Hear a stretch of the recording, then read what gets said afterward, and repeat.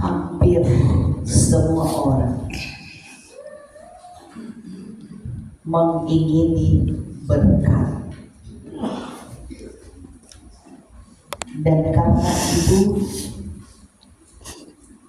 untuk mendapatkan berkat kita berusaha sedapat mungkin untuk kiranya berkat itu akan menjadi bagian kita. Tapi ternyata kita diajak untuk melihat berkat yang Tuhan beri dalam hidup ini. Tidak hanya terfokus pada keberhasilan dan kesuksesan kita, atau dalam bacaan kita digambarkan oleh pemazmur seperti berhasil dalam menikmati hasil panen.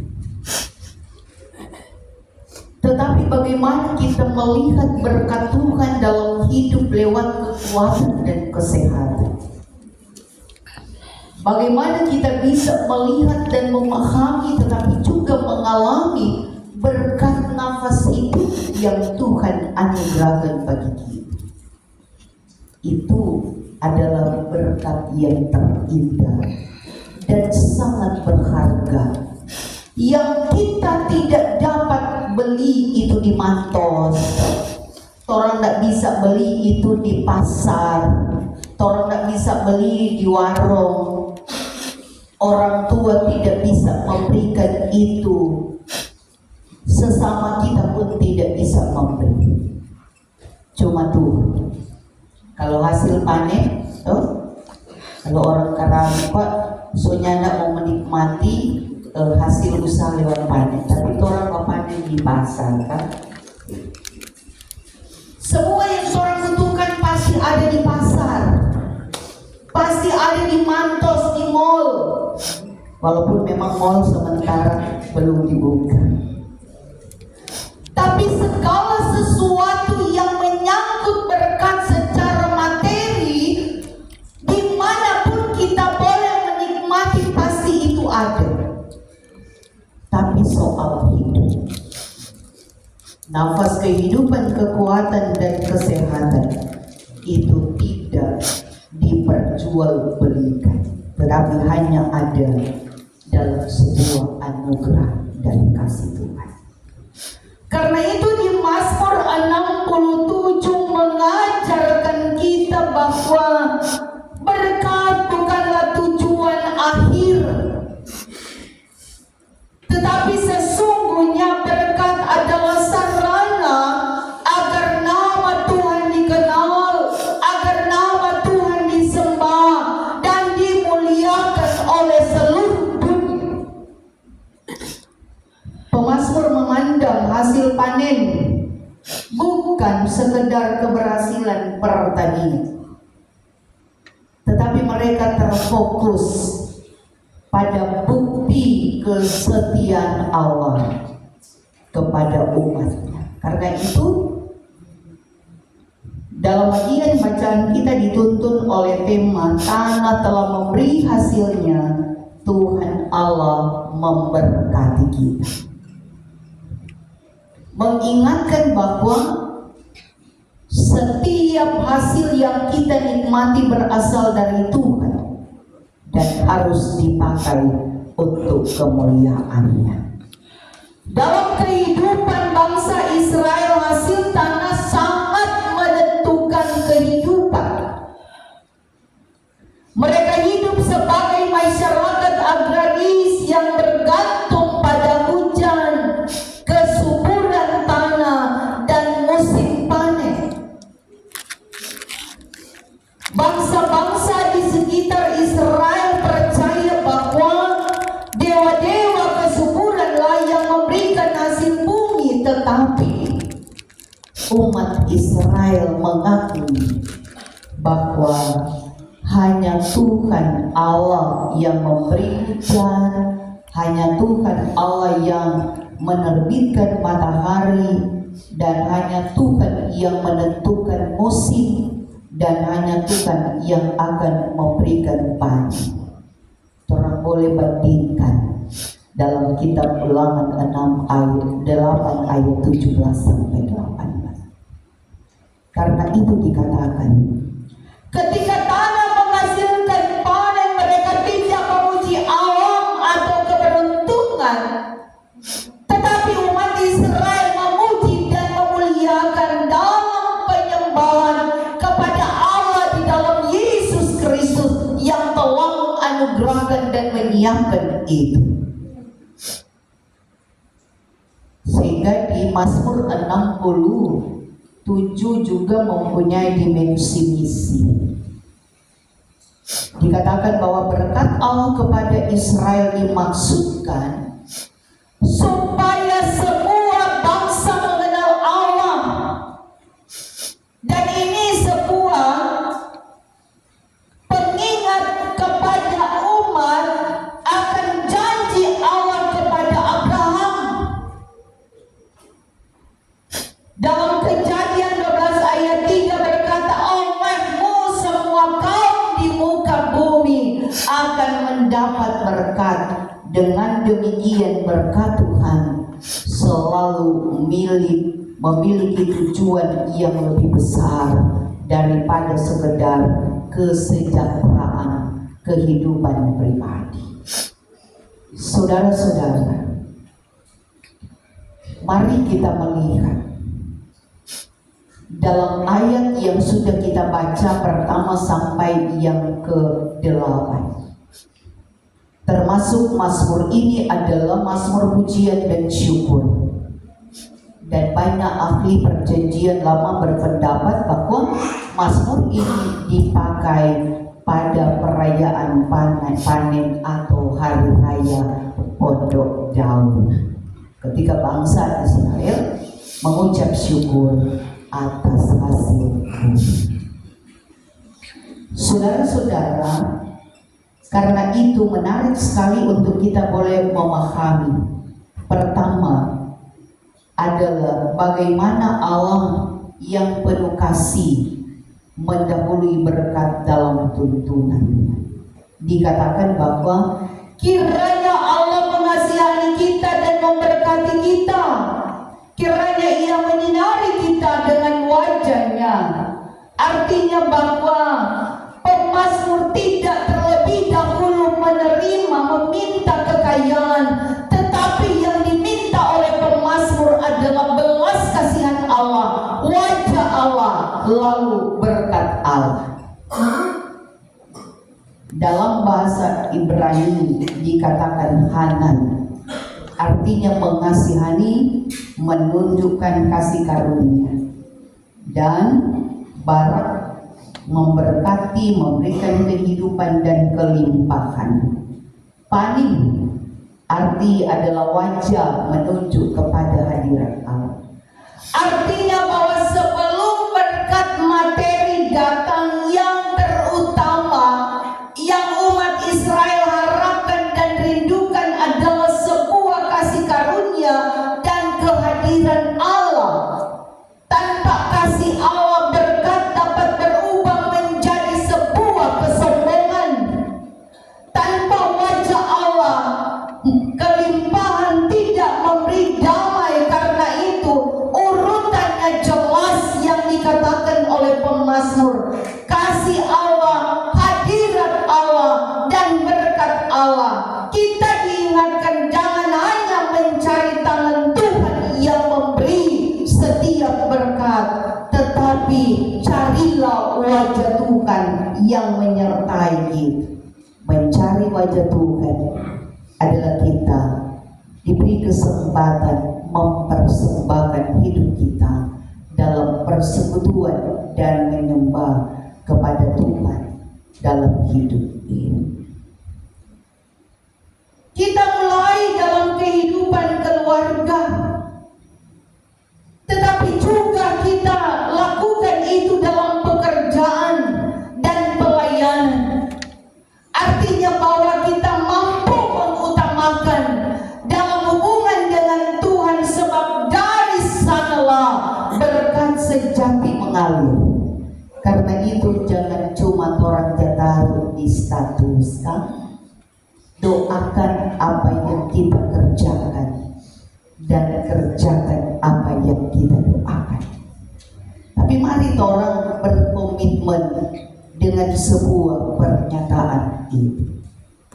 Kadang-kala kan orang berdoa, Tuhan, bersyukur hari ini Tuhan telah berkati. Tuhan, kuasai kendalikan orang hati, orang pikiran, dan Tuhan bawa kita ada dalam ketenangan, ketenteraman, dan damai sejahtera. Serta satu hari orang beraktivitas, orang doakan melenceng dari sebuah kenyataan. Dapat dia musuh, napa dia sokaman? Lain yang orang berdoa, dapat dia Birman sobri helikopter, doi di mana? Aina berbeda dengan sebuah komitmen pernyataan dalam iman kita. Karena itu di bagian firman yang kita baca dan renungkan, ternyata mengarahkan kita pada satu tujuan, hubungan yang intim dengan Tuhan pemberi kehidupan dan berkat. Jangan sia-siakan kehidupan dan waktu kita ketika Allah berkenan kita ada di tengah dunia ini. Waktu untuk bekerja, mari orang bekerja. Waktu untuk orang beristirahat, mari orang beristirahat. Waktu untuk orang ada dalam hubungan sosial kita, mari kita beri yang terbaik. Menjaga kelestarian kehidupan bersama satu dengan yang lain dalam suasana damai dan sejahtera. Karena itulah tanda-tanda kehadiran berkat Allah lewat kasih karunia-Nya. Kedua, kita diantar untuk dapat melihat bahwa tujuan berkat dikatakan dalam bagian ayat yang ketiga, supaya jalanmu dikenal di bumi dan keselamatanmu di antara segala bangsa. Artinya bahwa hidup hendaklah menurut kehendak firman. Karena keselamatan yang kita miliki berarti kita menikmati pembebasan dan penyelamatan dari Allah. Jadi berkat yang diterima Israel bukan untuk dinikmati sendiri, melainkan agar bangsa lain mengenal Allah yang menyelamatkan. Karena itu, kalau orang mau bandingkan di perjanjian baru, bahwa mencapai puncaknya di dalam Yesus Kristus, dia berkata, Akulah jalan kebenaran dan hidup. Melalui Kristus, keselamatan Allah diberitakan kepada seluruh dunia. Jadi berkat Tuhan harus membuka kesempatan untuk kita bersaksi. Keluarga dipanggil menjadi terang bagi lingkungan di mana kita berada. Gereja pun diberikan kesempatan untuk memberitakan Injil, menjadi gereja yang mengutus dan memberitakan Injil. Ketika pun kita ada di 197, Injil masuk di tanah Minahasa. Yang gampang tuh, itu pengorbanan, perjuangan. Mereka harus meninggalkan bangsa mereka. Mereka harus meninggalkan keluarga mereka. Mereka memberi waktu untuk memberitakan Injil. Dan bukan cuma soal firman yang mereka sampaikan, tetapi mereka mengajarkan untuk bagaimana kita mengelola alam ciptaan ini dengan bekerja. Mereka bisa mengajarkan kita untuk mengusahakan kue penginjilan. Karena kue ini yang diajarkan oleh Friedel dan Schwartz ketika mereka ada di tanah Minahasa. Dan itu berkembang. Mereka juga mengajarkan untuk bertani, mengelola setiap lahan yang sudah tidur dan tidak digerakkan. Karena itu memberitakan Injil bukan hanya terfokus pada firman, melainkan dalam sebuah kenyataan. Jadikanlah hidup kita sebagai mimbar kecil yang bisa merangkul banyak orang lewat perkataan, lewat pikiran, lewat tindakan kita, sehingga tidak akan menjadi sia-sia. Karena itu mulai patorang pediri, ketika orang mampu menguasai, mengendalikan orang kehidupan dari banyaknya tantangan, godaan dunia ini, orang bisa dapat mengalahkan itu.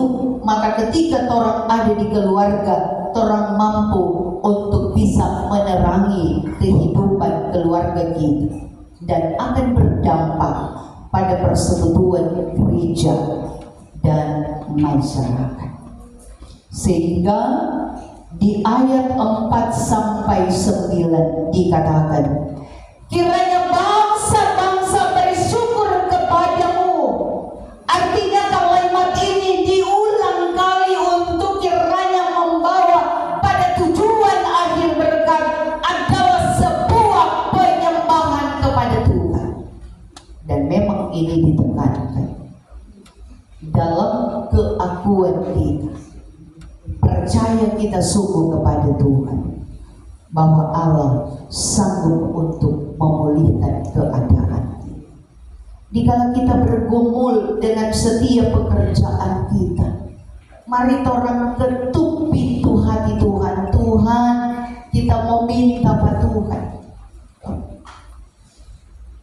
Dalam firman dikatakan, mintalah maka engkau akan diberikan, ketuklah maka akan dibukakan. Kalau lihat orang cuma bawa diam,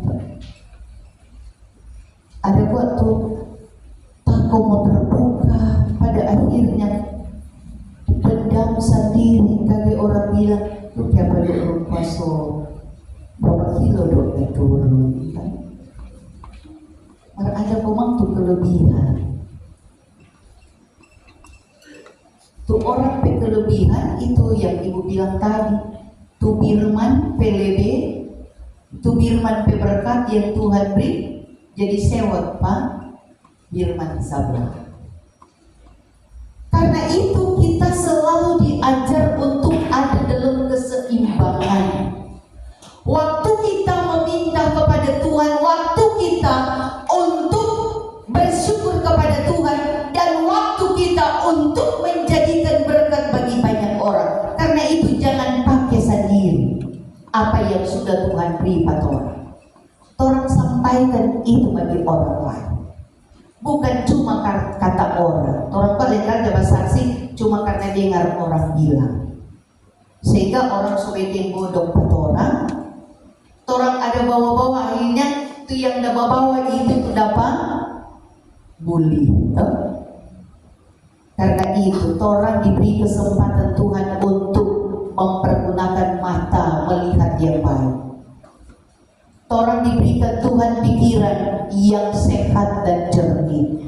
Karena itu kelola pikiran kita pada hal-hal yang positif. Jangan kontamang bilang negatif. Oh iyo kan, oh ini tahu kita kok mesti berdiri di tengah. Habis itu cuma nganane tada bilang berikut, cuma nganane tada bilang cek kamari susah polo, susah jamaat. Martu kata cuma nganane itu tada bilang. Hanya cek semua susah polo, susah jamaat.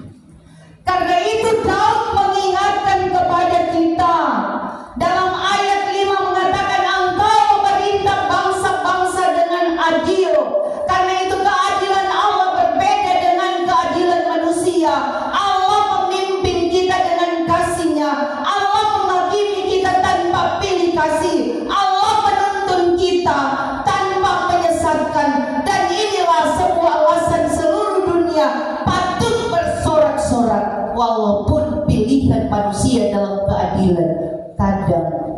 dan selamatan. Ini yang Daud mengajarkan lewat bagian bacaan. Orang harus melihat satu dalam pandangan, itulah Tuhan sebagai sumber hidup dan kekuatan. Sehingga kita tetap terus dapat belajar bahwa berkat seharusnya membawa kita semakin rajin untuk mempersembahkan hidup kepada Tuhan lewat ibadah. Bukan semakin jauh dari Tuhan. Dan karena itu gunakan setiap keberhasilan dan berkat yang Tuhan beri untuk memuliakan Tuhan dan bukan untuk meninggikan diri. Sehingga dalam kesempatan yang Tuhan beri dikatakan bahwa tanah menghasilkan panen. Pemazmur mengatakan bahwa tidak hanya berhenti pada hasil panen, tetapi ia melanjutkan dengan mengatakan Allah memberkati kita, kiranya segala ujung bumi takut akan Dia. Kita takut di sini bukan berarti karena takut melakukan kesalahan, melainkan takut kita kepada Allah karena rasa hormat, karena rasa tunduk, dan untuk menyembah kepada Allah. Jadi alurnya sangat indah bahwa Allah mengasihi, Allah memberkati, dan tanah menghasilkan, dan dunia menghormati Allah. Hasil bumi menjadi sebuah kesaksian tentang kesetiaan Allah. Dengan demikian kita tetap terus bersyukur setiap berkat sekecil apapun yang Tuhan telah beri bagi kita. Hendaklah kita menyatakan syukur, jangan orang anggap bahwa ini karena hasil usaha kita, tetapi sebagai bentuk kesetiaan, penyertaan Allah, pemberkatan Allah yang tetap terus diberikan bagi kita, sehingga mendorong kita untuk tetap terus menjadikan hidup kita sebagai saksi Kristus di tengah kehidupan keluarga, jemaat, dan masyarakat, untuk menggerakkan tetap terus memuji dan memuliakan Tuhan dengan banyak segala keadaan situasi, untuk menjadikan bangsa, semua bangsa mengenal keselamatan di dalam Kristus. Tuhan memberkati kita. Amin.